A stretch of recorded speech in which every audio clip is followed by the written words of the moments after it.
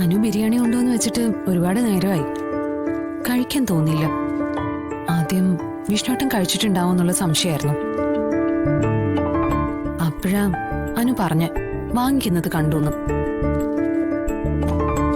എന്നിട്ടും എനിക്ക് കഴിക്കാൻ തോന്നിയില്ല. പിന്നെ നോക്കുമ്പോ ഒറ്റയ്ക്കൊരു പാക്കറ്റും പിടിച്ച് നിൽക്കുന്നത് കണ്ടപ്പോ എനിക്ക് സങ്കടം തോന്നി. ഞാൻ ഇങ്ങനെ ഒരു മുറിയിലിരുന്ന് കഴിക്കുമ്പോ വിഷ്ണുട്ടൻ അവിടെ മുറ്റത്ത് ഒരു അനാഥനെ പോലെ ഒറ്റയ്ക്ക് നിൽക്കുന്നത് കണ്ടപ്പോ എനിക്ക് സഹിച്ചില്ല. അതുകൊണ്ടാ ഇങ്ങോട്ട് വിളിച്ചത്. എടോ, താൻ ഈ ജില്ലയിലെ കളക്ടറാ, ഞാനിവിടുത്തെ ഡ്രൈവറും. ഭാര്യയും ഭർത്താവൊക്കെ നമ്മുടെ വീട്ടില്. ഇവിടെ നമ്മളെ മേലുദ്യോഗസ്ഥയും ഞാൻ ഇവിടുത്തെ കീഴ് ജീവനക്കാരനോ. ഇനിയിപ്പോ ജോലിയുടെ കാര്യത്തിലാണെങ്കിലും അല്ലാതെ ആണെങ്കിലും നമ്മൾ തമ്മിൽ ഒരുപാട് അന്തരമുണ്ട്. ഇനിയിപ്പോ എത്ര ഇല്ല എന്ന് പറഞ്ഞാലും ഈ ഏച്ച് കിട്ടിയ മുഴിച്ചിരിക്കുന്നൊക്കെ പറയും പോലെ അത് മുഴിച്ചെന്നിരിക്കും. അത് ശരി. അപ്പൊ ഇത്രയൊക്കെ മനസ്സിലുണ്ട്. ഇതായിരുന്നോ അവിടെ ആലോചിച്ചുകൊണ്ട് നിന്നത്? എന്റെ വിഷ്ണുവേട്ടാ, ഞാനേ എത്ര വലിയ പദവിയിലെത്തിയാലും എത്ര വലിയ സ്ഥാനമാനങ്ങൾ കിട്ടിയാലും വിഷ്ണുവേട്ടന്റെ ഇടവെന്നുള്ള ആ വിളിയിൽ അലിഞ്ഞില്ലാതാവുന്ന ഒരു സാധാരണ പെണ്ണിന്റെ മനസ്സാ എന്റേത്.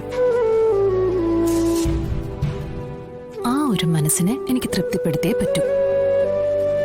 അതിനുവേണ്ടിയാ ഇങ്ങോട്ട് വരാൻ പറഞ്ഞത്. ഇതേ കളക്ടർ ശാലിനി വിഷ്ണുവിന്റെ ലോകം. ഇവിടേക്ക് എത്തി നോക്കാൻ ഞാൻ ഒരാളെ അനുവദിക്കില്ല. ഇവിടെ ഇപ്പോ ഞാനും എന്റെ വിഷ്ണുവേട്ടനും മാത്രം. അതേ, ഈ മനസ്സിലുള്ള വിഷമങ്ങളൊക്കെ മാറാൻ ഞാനൊരു മരുന്ന് തരട്ടെ. ഈ മരുന്ന് എന്റെ വിഷ്ണുവേട്ടന് എനിക്ക് മാത്രമേ തരാൻ പറ്റൂ.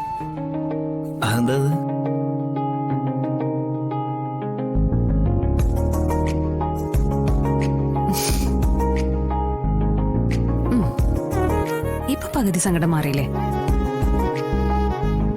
ബാക്കി പകുതി മാറാൻ ഈ ബിരിയാണി ദേ ഇങ്ങനെ ഉരുട്ടിയെടുത്ത് ഇങ്ങനെ കഴിക്കും.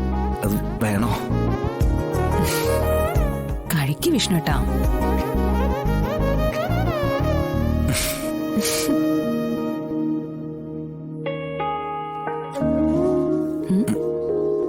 എനിക്ക് തരുന്നില്ലേ? മറന്നു. ഇപ്പൊ തരാം. എന്നെ മറക്കും.